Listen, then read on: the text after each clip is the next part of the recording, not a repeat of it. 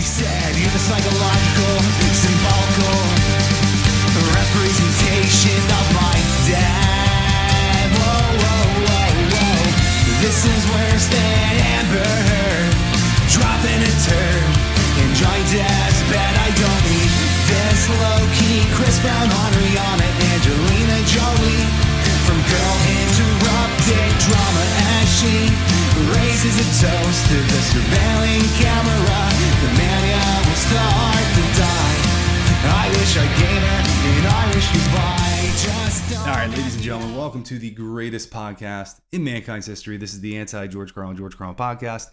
I'm Ross Nazareth, comedian, and today we're discussing borderline personality disorder, which is a psychological pathology I have vast experience, firsthand experience with in relationships. I'm also going to be speaking from a scientific, I'm a scientist as well as a comedian, no big deal.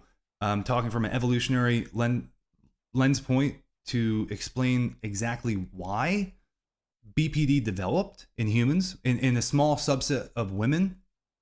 And I'm also going to be speaking from a psychological academic standpoint.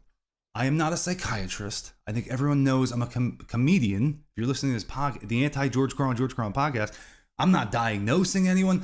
I don't suspect anyone has it. All I'm trying to do is provide awareness, first and foremost, for young men to select better mating partners in life.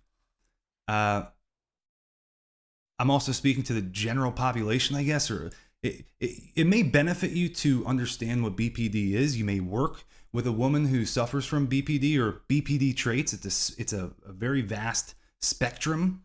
You know, you may have traits of it, but you don't have the disorder. Some people may have the disorder, ruined 5 marriages. They're the homewreckers of the world, you know, and you got to throw those people out of society like they're trash, like they're garbage, and have no empathy for those people. But people that have the traits and have awareness of the BPD traits, you know, you have to recognize it's a sickness. It's a psychological pathology that's not their fault, you know? And I think, you know, women also generally, like if they don't know what BPD is, this will be a great podcast to listen to defend, to have some defense against one of these. It's more often women. It's not men with BPD. This is why. I'll start off with evolutionary science. Why BPD developed in human beings. Borderline BPD is abbreviated borderline personality disorder, so I have to keep saying borderline personality disorder. So why it developed is when a young girl back in cavewoman days loses their father, right?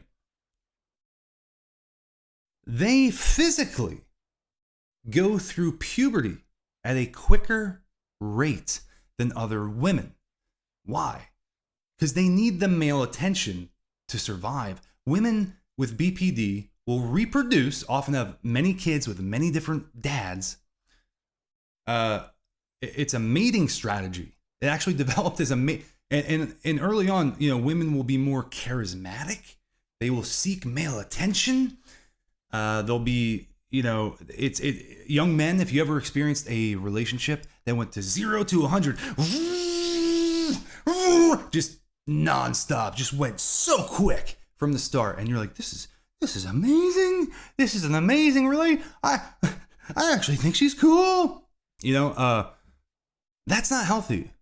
That's not healthy. Relationships take a lot of time, and it's a trick to essentially mate, evolutionarily speaking. Psychologically speaking, people with BPD, the women, are insecure.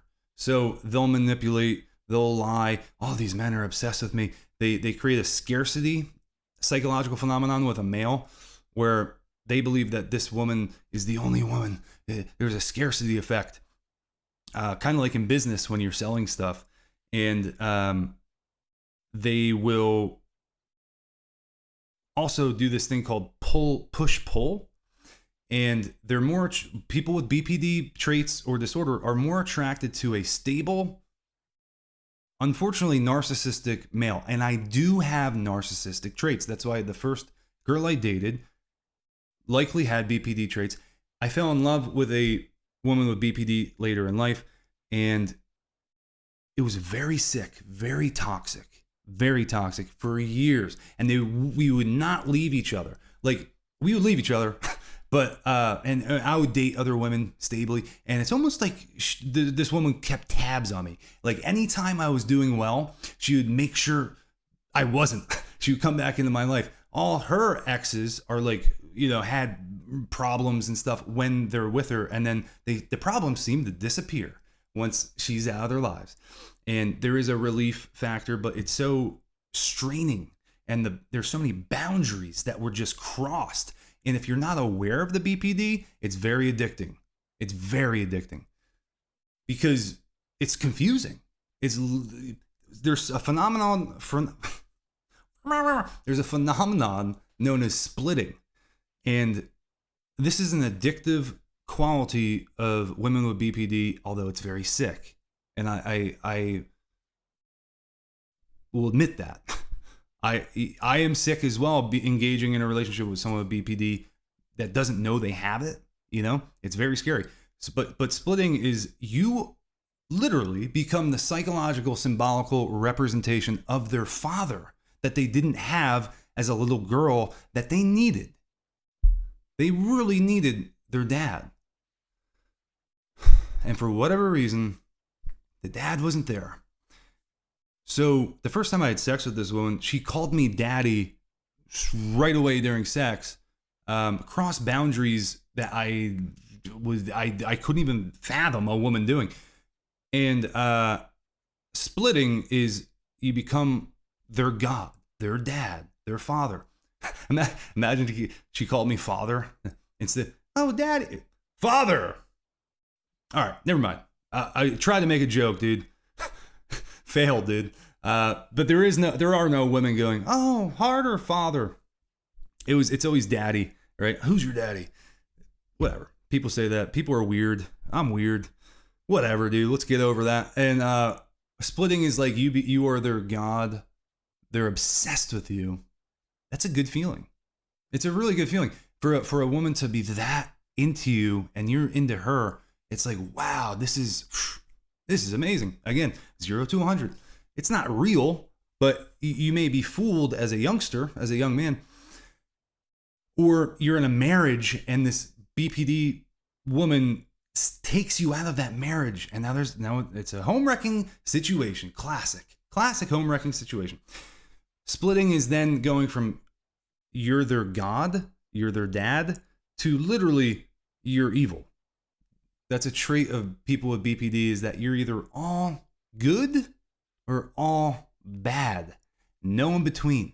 So it's very confusing. There's a push-pull dynamic. What is going on? I'm confused. That's BPD in a nutshell.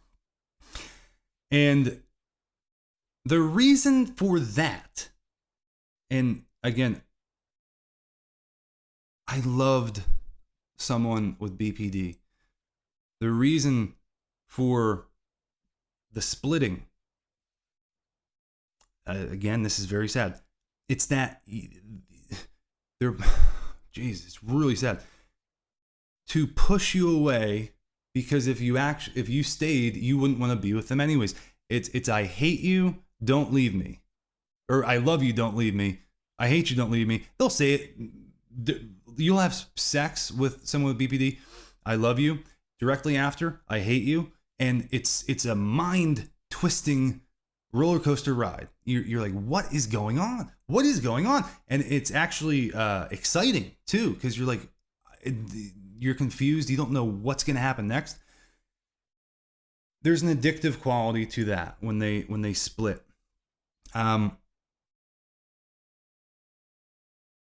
It is a very sad disorder. And first time I fell in love with someone with BPD as an adult, I was naive. I didn't know how manipulative, horrible they can become if they're symptomatic. Because I fell in love with the person that wasn't symptomatic. Do you understand what I'm saying? So we split, and when I found out about BPD, there's some people that get obsessed with the person that has BPD. And then there's the other type that's like, I think she was beautiful, like literally damaged,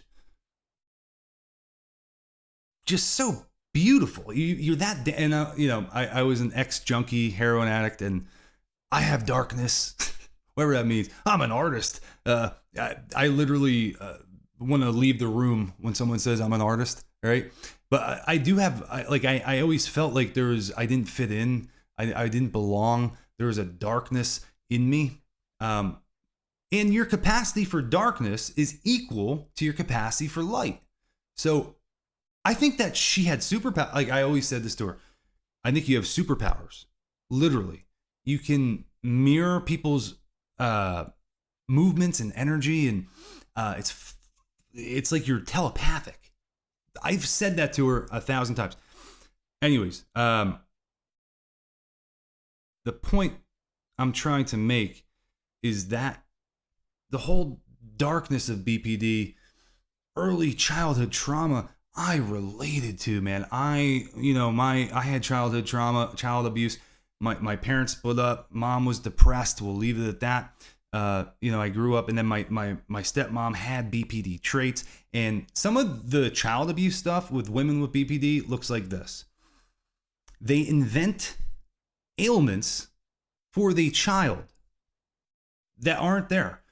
I remember in my relationship with the woman with BPD, she would say her son's sexually all messed up and like he has autism or whatever. I would look at her oldest son and go, when she left, I would go, there's nothing wrong with you. And I would get emotional. I would get, there's literally nothing wrong with you. I'm just telling you, man, I'm sorry this is happening. And it broke my heart. Kids should be encouraged. It's really sad when they're not. And I have a soft spot for kids. Plain and simple.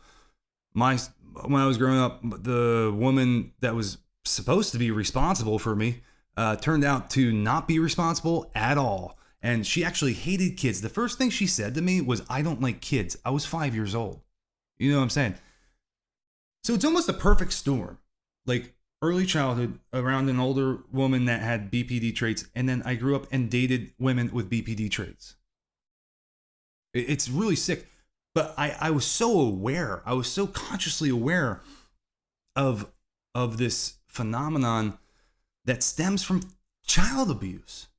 Not having what you need from a child. So like, how can you get mad? I couldn't watch the person self-destruct. I would do everything. I would do everything to try and help them. And it's not healthy because I can't change anyone. I want to provide this to the world because you may have a lot of empathy. You may really want to help someone with borderline personality disorder traits. And the reality is a lot of them don't care about you. They don't care about anyone. And when they're symptomatic, they really don't. And that's a hard pill to swallow. I don't think that a lot of them have. There's another phenomenon with borderline personality. My stepmom had this. There's no goals in their life. It's just relationship stuff. Get the new boyfriend, and they'll be whatever it is. And they're like, they leave all the time, come back, and it's all messed up, right? One of the phenomena of BPD is they literally don't set goals. Like they're deadbeat moms. Literally. I grew up with literally the worst imaginable. It was like, Cinderella, like an evil stepmom. That was pretty much what I grew up with. I was never encouraged once. And a child doesn't know what normal is. So you grow up and you date crazy women. That's what happens. Until one day you find someone who's not BPD and you have an amazing relationship. and you learn what love actually is. I don't think a lot of people in America actually know what love is. Love is when you will do anything for that person, even if they don't want, if it's the right thing to do, and you see the tiny glimpse of light inside them, and you go, I want the world to see that. I don't want the world to see this darkness. That's love. Let your light shine. Keep on shining. Discuss some personal stories of my own experience with someone with BPD in their relationship. They're kind of funny. One hallmark of BPD is that they will cross your sexual boundaries. I was kind of a normal guy. I was a normal guy at one point. And this relationship with someone with BPD, I never did public sex, for instance. And it's like the Johnny Cash song. That's what I say. It's like the Johnny, we've literally had sex everywhere. Literally. Outside churches, bars, vacations, in the car, outside of the car, in an alley, wherever. Like literally wherever. And the stronger the fight or emotional trauma that we were just experiencing, because it's a it's a roller coaster ride. That's what it feels like. The better the sex. And there's a lot of risky behaviors you witness. And I want to speak on child abuse and what that looks like when a woman is suffering with BPD, because this is helpful, especially for divorced dads, so you know what's actually going on. I dated a woman once, and she asked me to have intercourse with her 5-year-old child sleeping next to us on my bed. Really happened. We split. And basically we end up talking months later. She told me that she was R-word. I don't know what to say on YouTube. She was worded. And, first thing I said, it's not your fault. I don't care what the scenario is. That's not your fault. I wanted to go to the cops. I wanted to know who it was. I don't know. I imagine I would have done something I would have regretted the rest of my life, but that's not cool. I don't care what the situation was. If someone feels they were victimized during sex, I don't care if they have BPD or not. I don't care if they are all over you at the bar and then they go cold, they split. Now you're nothing to them. That does not ever give you the right to do anything. It really made me angry. I wanted to call the cops. As more time and the illusion of this lust and love and I'll do anything to protect you faded, I remembered she wanted me to have intercourse in my bed with her son sleeping next to us. What this then dawned on me, that she was likely so comfortable sleeping with this new man in her bed with her son next to her that she didn't go to the cops because of it. This has dawned on me. No child should ever see their parents, their mom having intercourse, especially R-worded. And what this woman said to me was that her son asked her where her mom's pants were, and she told me she wasn't wearing bottoms.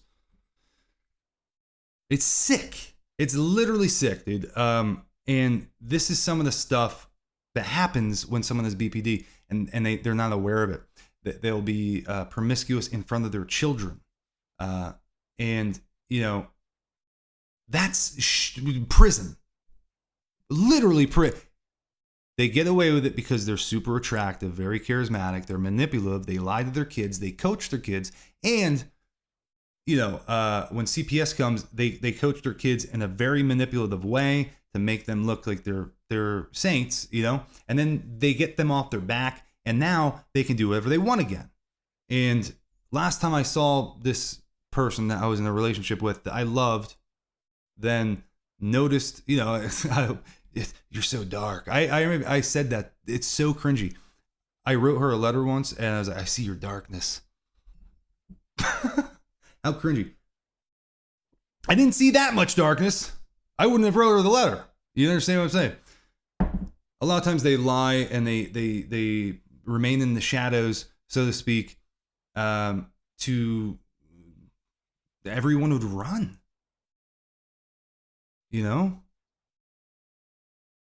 And that's what they want because they're insecure. And if they don't work on their insecurities, you often go towards your fears.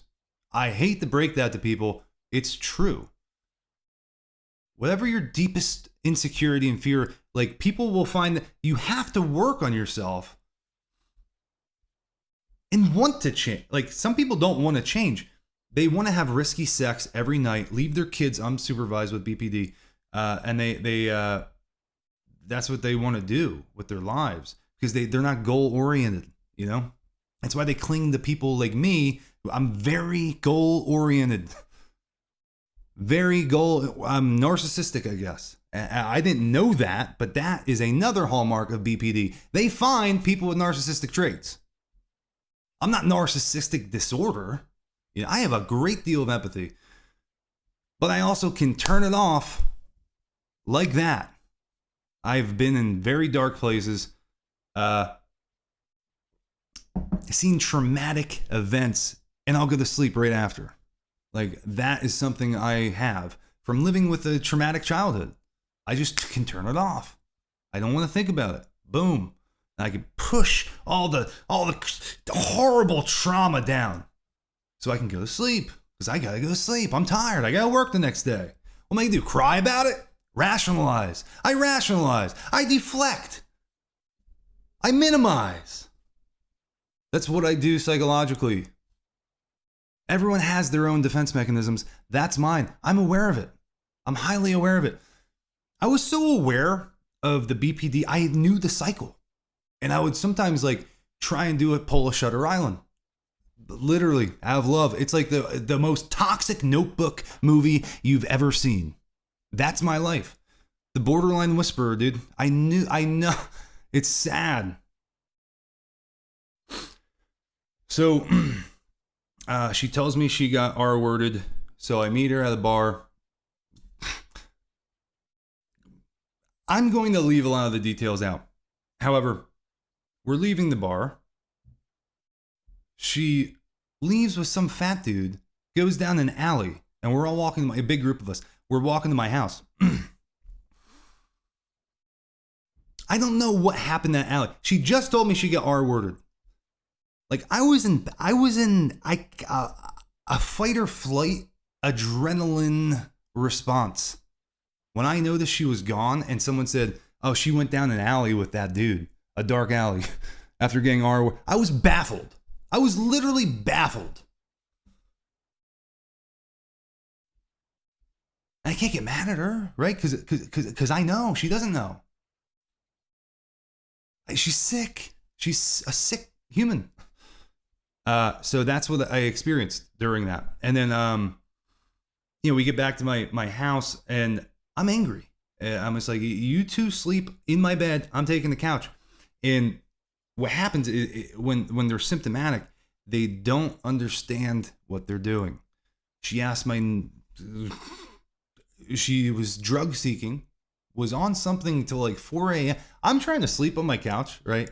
And she's crying in my bathtub and doing weird stuff. So that's BPD. At a certain age, I'm 32. You gotta grow up. I'm too old.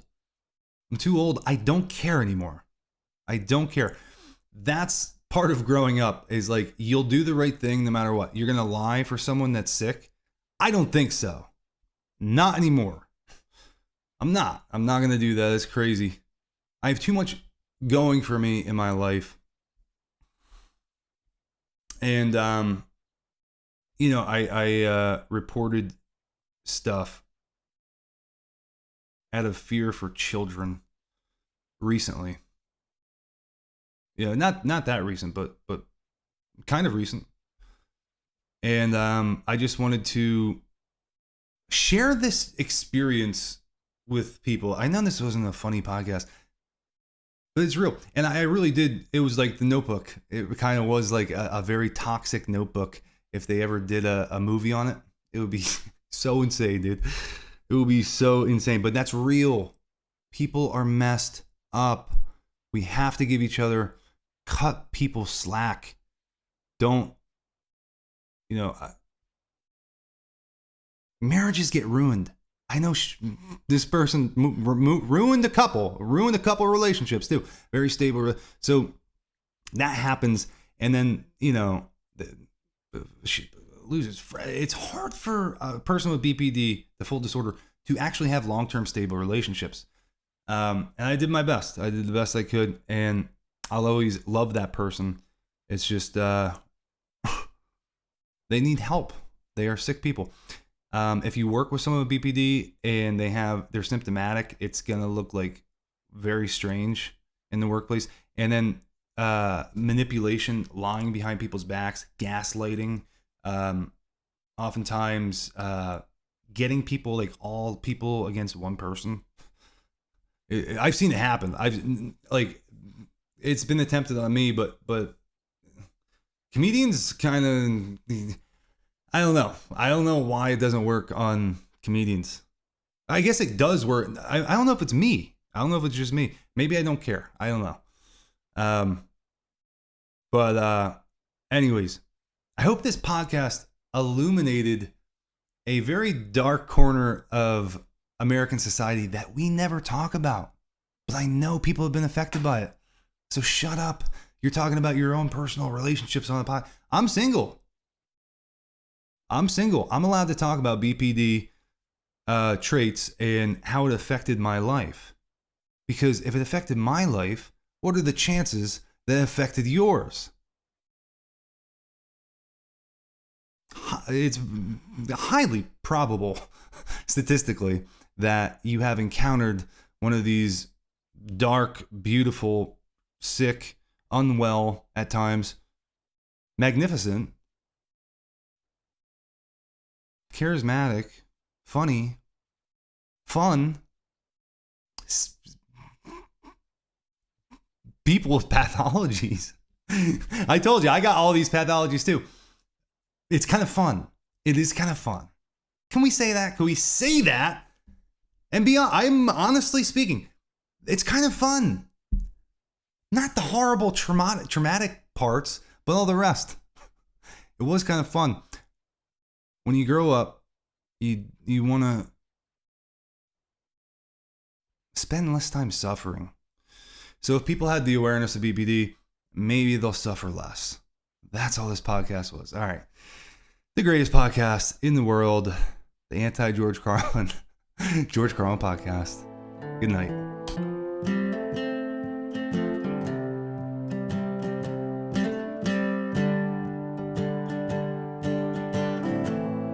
Well, maybe in another life where emotions didn't fuck up mine. Nobody moves, she's got